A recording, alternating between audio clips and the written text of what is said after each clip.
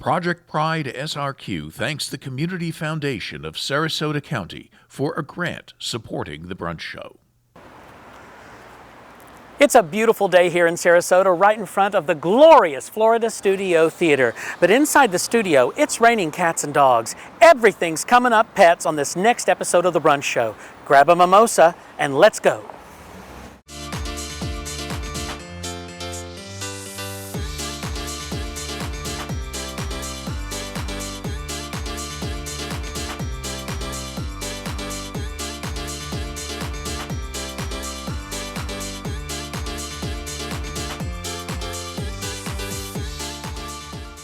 Hello again from Florida Studio Theater's Court Cabaret here in downtown Sarasota. Goodness, I feel like Liza should do a number. Maybe next episode. Instead, how about a mimosa? You know, this last year has changed our world so much. And one of the ways it's changed has been people spending more time at home with family and pets. And for people who didn't have pets, many do now. Adoption of dogs and cats has skyrocketed. Many shelters are empty for the first time, and sales of pet supplies in some cases is up almost 200%. This show is going to the dogs, and let me tell you, that's an improvement. We're talking everything cats and dogs. Later, we're going to visit with Rick Yoakum, Executive Director of the Humane Society of Manatee County.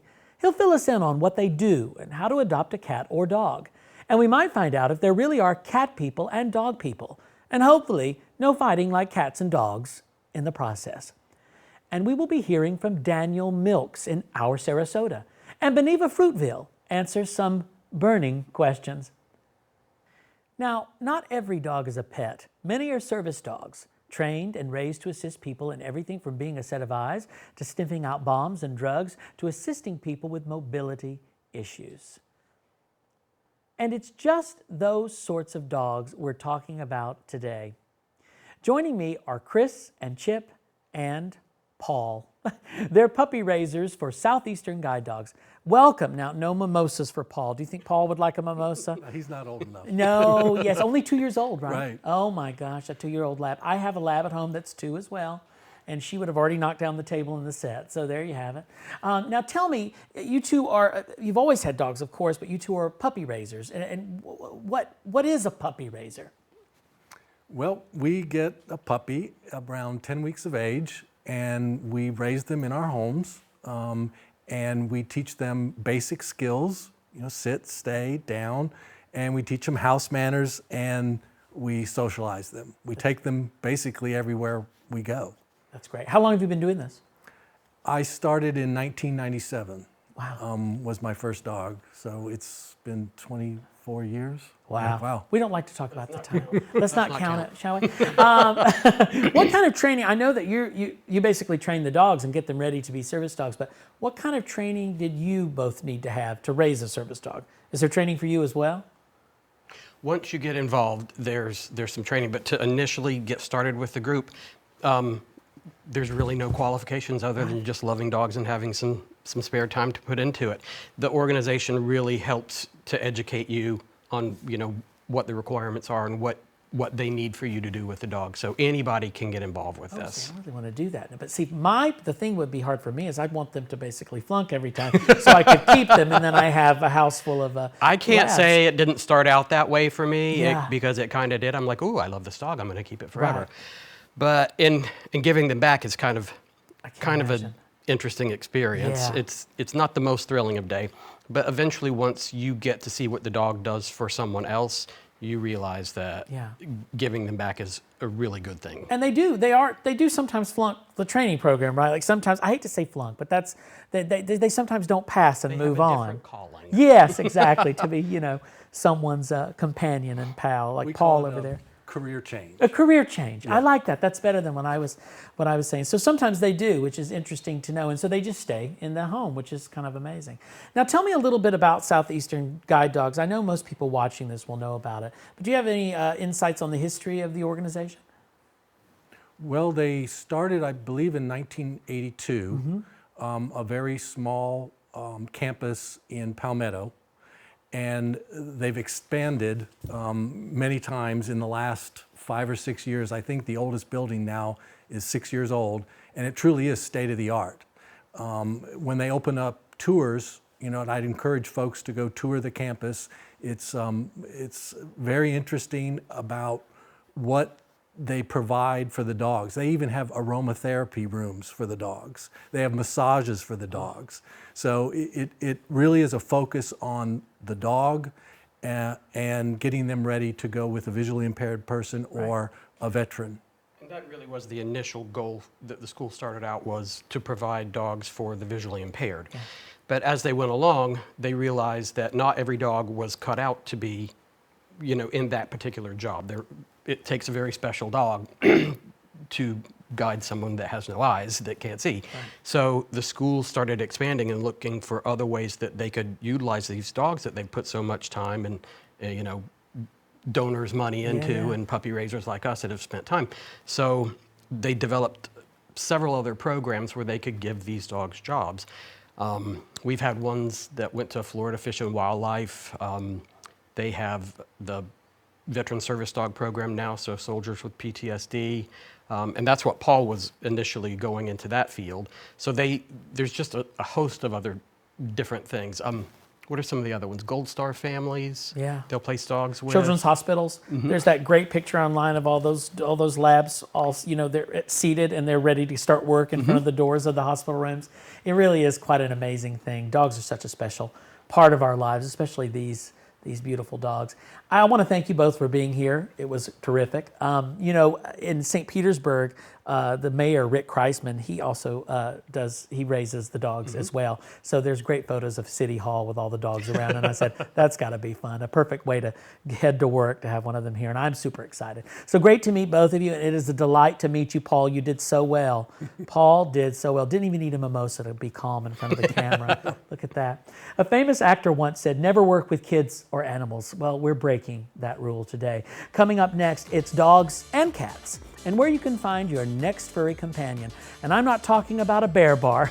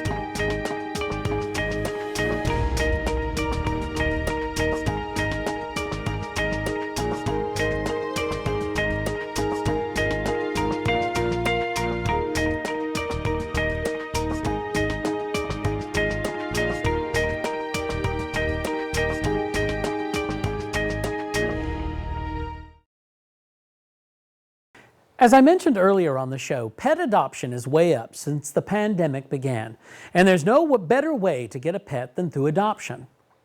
Joining me is Rick Yoakum, Executive Director of the Humane Society of Manatee County. Rick, thanks for being with us.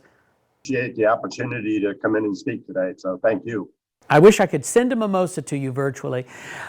How has the past year treated your organization? It's been a crazy time, so I just want to know what it's been like for the Humane Society of Manatee County. It has been the single most challenging year that I have been through. I will say that. I'm very, very lucky that I have a very hardworking, compassionate, and caring staff and group of volunteers, and allowed us to stay open every day over the last 11 months without closing for even a single day. People still want to take care of their animals. People still want to adopt animals. People still want to foster animals. So we put protocols in place and procedures in place to be able to maintain our business at pretty much the same level as prior to the pandemic. And it has worked out remarkably well. I really, again, the community's been very cooperative and supportive of the animals, so it's worked out well for all of us. You know, we've heard that some shelters have run out of adoptable pets due to COVID. Has this happened to all of you at the Humane Society? As a matter of fact, we reduced our shelter population through fostering by placing our adoptable animals in foster homes. And that really was the secret to our success because I knew that we were going to have some staffing issues throughout this pandemic. And I wanted to reduce the population in our shelter to take the stress load off of staff.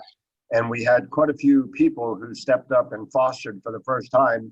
And many of those turned out to be foster failures, which meant that they actually adopted the animal that they were fostering. But we accept surrenders, owner surrenders here. We bring strays in and transfers from other shelters. So we have not had a shortage of animals looking for homes. So Rick, as you've noticed, a lot of people are adopting dogs during this time because they're at home a lot. Do you ever worry that after the pandemic, whenever that is, do you think you may see people, probably bringing their dogs back? I mean, I hate to even put that out there, but is that something that concerns you at the Humane Society of Manatee County? In actuality, that's a very common question. And the truth of the matter is that by doing appointment-only adoptions, which we reverted to in the beginning of the pandemic when I put our emergency management plan in place back at the end of March of 2020, we went to appointment-only for adoptions.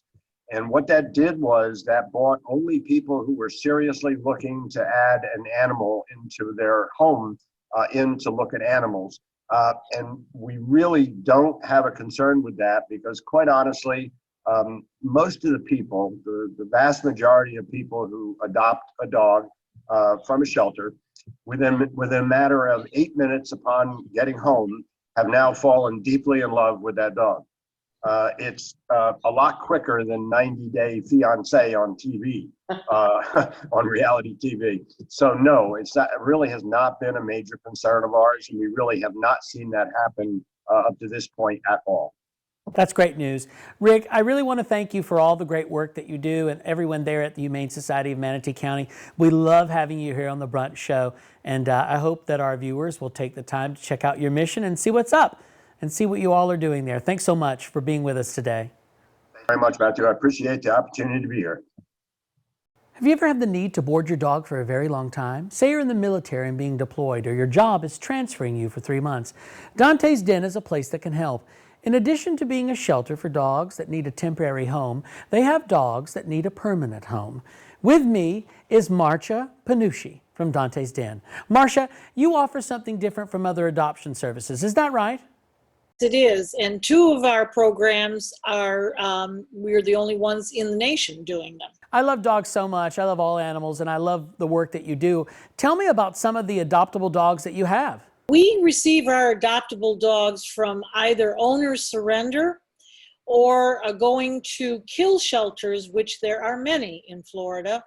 And we take those dogs, as many as we can, off of death row, and we bring them to Donte, where they can be rehabilitated, and they usually are, both mentally and physically.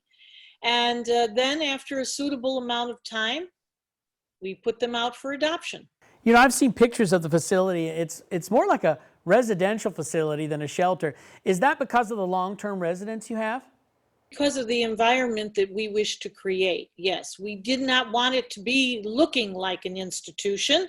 We wanted it to have a home-like environment, mimic some of the things that these dogs could find in a home. And so because of that, we don't have any cages. They all have rooms. Every one of those rooms has a porch, and they also have chairs and beds in their rooms, so we try to make it just as comfy as we can. I love that. It's like a Four Seasons for doggies, and I like that. I like that a lot. Marcia, I want to thank you for being on here. We appreciate it so much, and we love all the work that you do. We will add a link for the organization at the end of the show. Thank you. We're shifting gears now, and I think it's time for another mimosa. Our field host, Ariel Blue, is standing by with another fabulous, talented bartender who will show us how to up our mixology game. Hey Matt, it's Ariel, and I am at the perfect place for a great mixology. I'm with Michelle, and we're at Brick's Smoked Meats, and she's going to show us how to make the signature Bloody Mary.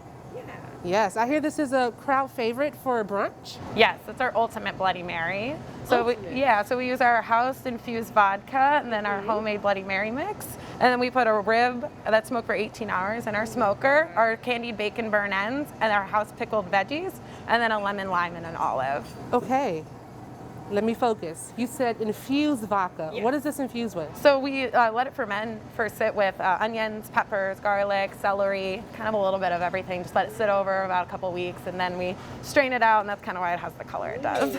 Yeah. So the infused vodka, this is something you guys do, but is this something that can be done at home? Yeah, of course. You can take like your favorite vodka or anything you like. I suggest getting a container that you don't use, maybe like a plastic one, metal. And then you pick any vegetables. If you want spicy, I recommend jalapenos, dice them fresh up. They don't have to be diced up small. They can be big chunks and just let them sit. And like I said, any veggies you feel like you'd love. Ultimate Bloody Mary, where do we start? All right, so you're gonna start with the vodka, and you're gonna do 1.5 ounces of the infused vodka. You pour it over ice, and then you're gonna top it off with the Bloody Mary mix, whatever one you choose to use. And then you're gonna have to shake it up because it'll separate at the bottom unless you don't. This is what we want. This is what we want. It smells so good. Woo! There you go. Perfect. All right, and then you're gonna start with your rib to make it the easiest because it's the biggest piece. And then kind of just layer these on. Wow. And then, woo. This must be mighty popular. Oh my God, yes, everyone sees it and it's their favorite thing to look at. But Serving trays. So how many of these do you make per brunch? I would say we probably make closer to 50, maybe 60, depending how busy we are. And how long is brunch? So on Saturdays we go from 10 to 3, and then on Sundays we go from 11 to 3. So we do open a little earlier for the Is brunch. it bottomless? These aren't, but we do have bottomless mimosas for $20. Nice. Yeah, so that's really good. It's a good I'm gonna slide this over here. This is the ultimate Bloody Mary here at Bricks Smoked Meats. So you get the meat and the liquor. Just saying, perfect pairing. Thank you, Michelle. No problem. When we come back, an update on the Rainbow Crosswalk here in downtown Sarasota.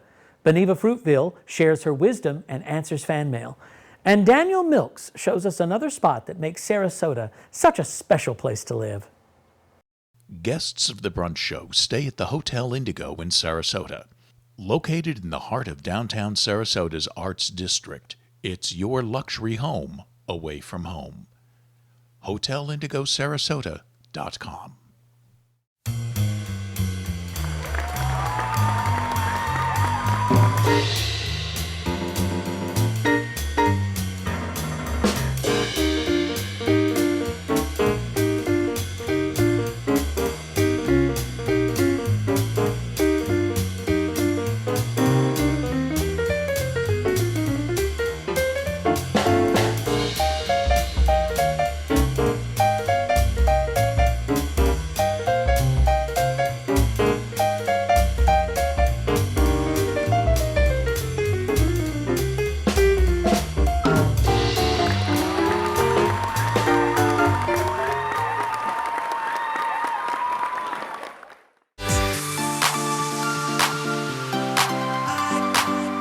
On our last episode, we talked about the importance of visibility, and we're showing our colors, literally right here in downtown. Work has begun on the Project Pride SRQ Rainbow Crosswalk, and it's looking good. We had a chance to get an update from the artist, Joey Solomon. Everyone's super friendly and helpful, and you never really know until you get to a project site like how it's gonna go, and we're going full steam ahead. It's good. Joey is a master at his craft. We found him a year ago when we were searching for someone to work on this project, and we're so lucky to have him. He's created one of the largest rainbow street murals in the country, and you can find his work coast to coast. It's funny because all my stuff kind of looks like this, like very abstract and like 3D and like geometric, and in most cases, in most of my jobs, I'm just doing kind of an abstract piece just for some fun or to like liven up something. So it's pretty rare that I get to do something where I get to put meaning into it. It took us about a year of planning behind the scenes with the city, and it was a labor of love because now we're going to have this wonderful piece of art. We're so excited to have the community support. We raised about $100,000 in 60 days. The city has been great to work with. They've been on board and helpful throughout the whole project. Love what you're doing here with the mural. It's just beautiful, just beautiful. What you're doing here today and continuing to perpetuate is love. And it's really all about love and doing what's right for all people. After all, we're all children of God.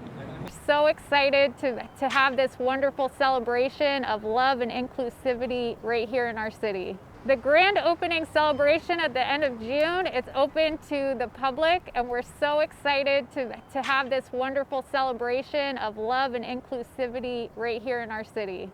And we'll give you an update along the way and on the next Brunch Show. Right now, our travel guru, Daniel Milks, is standing by to share another special spot in our Sarasota.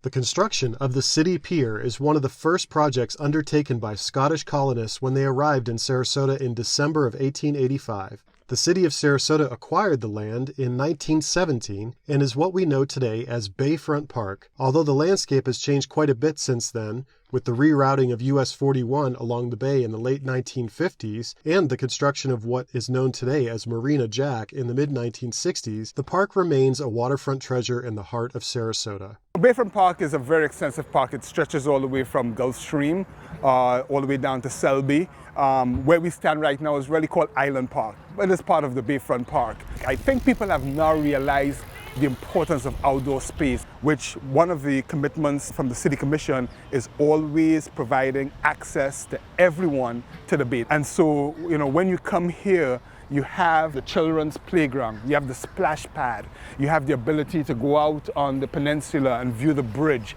Even during the sunsets, you can see the lights under the bridge as they come on. You have all of the boating activity. You have O'Leary's and a tiki bar and all types of, flora. I think it's one of the most beautiful parks that we have in Sarasota, and you can just see by the number of individuals coming back and forth just this morning.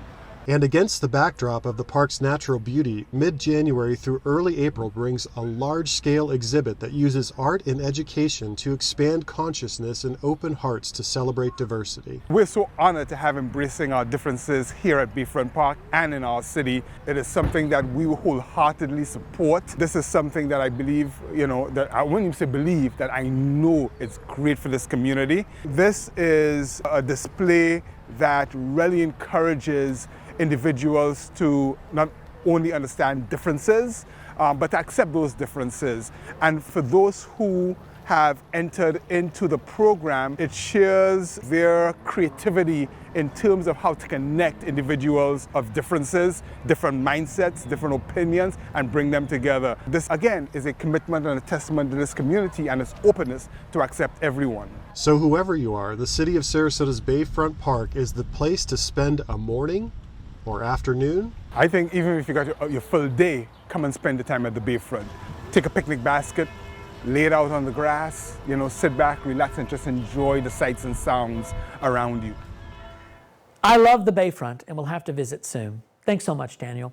You can check out this and other adventures that Daniel has done and is planning on his website at myxoadventures.com. Beneva Fruitville is standing by to answer your questions. I'm told that her inbox is full and she's got answers.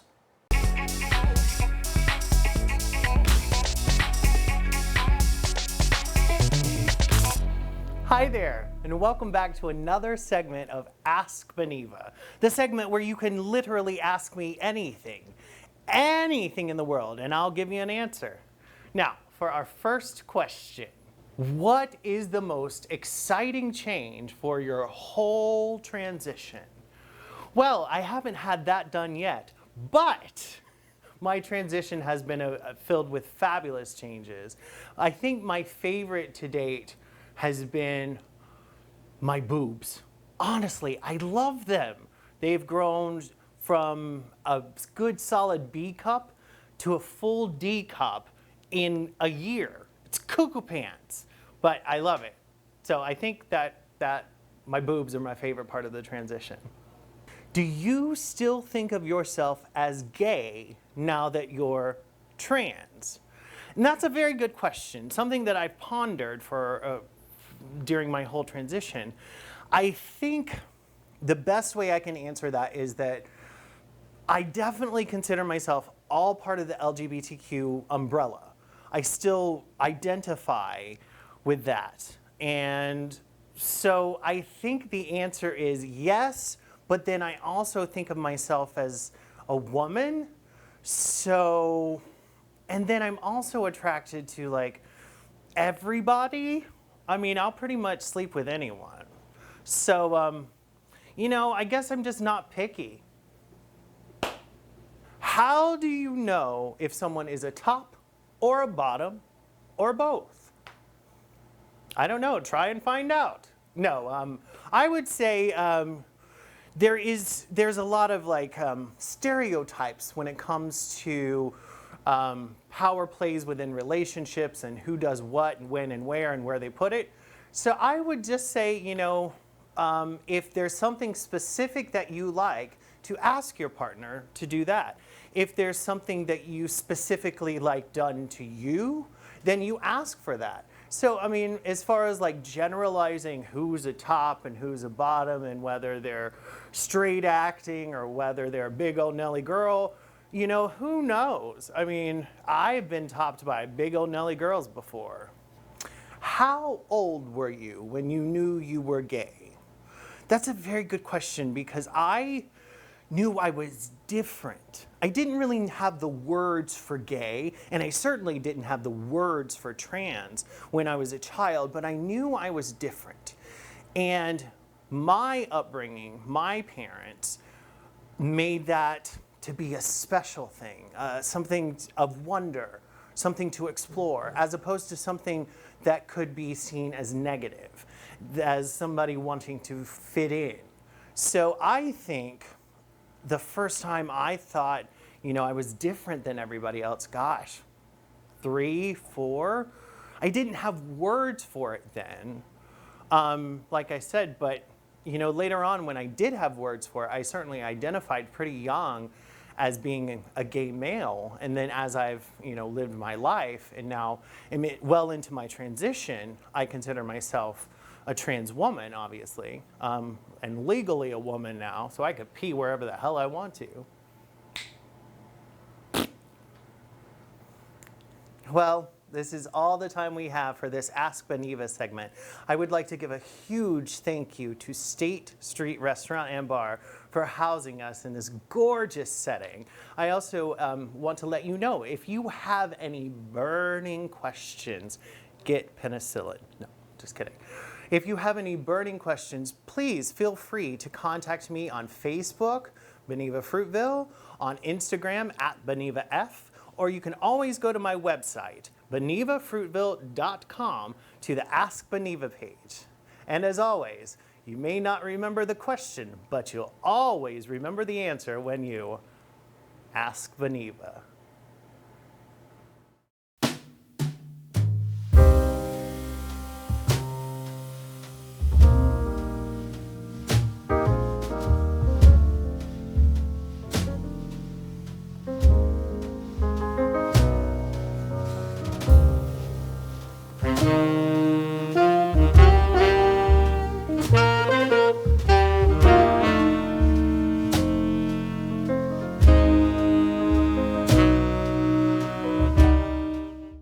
If you have questions for Beneva, you can email her at benevafruitville@gmail.com, or you can go to her website, benevafruitville.com. Well, my mimosa glass is empty, and that means we've come to the end of this episode of The Brunch Show.